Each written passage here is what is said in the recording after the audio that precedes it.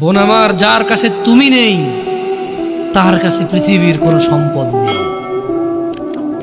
বোন আমার, 12 বছর 15 বছর বয়সে তুমি কেন বিবাহের পূর্বে আরেকজনকে তোমার শরীর ধরতে দাও?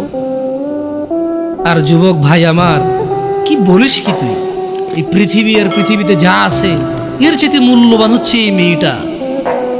তো এরকম মূল্যবান একটা জিনিস ওর ধরে ছুঁয়ে তুই ওকে ওর মূল্য কমিয়ে দিবি?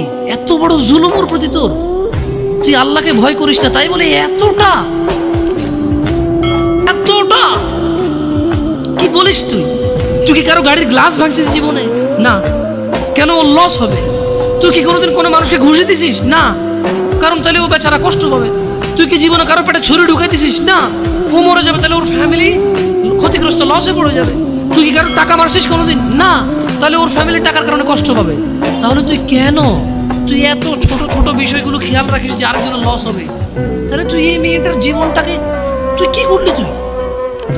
তুই পুরো পৃথিবী আর পৃথিবীতে যা আছে সবকিছু বিক্রি করলে যে সম্পদ হবে, সবকিছু অর্জন করলে যে অর্জন হবে, এর চাইতে মূল্যবান তুই ওকে সতীত্ব থেকে বের করে নিয়ে আসলি।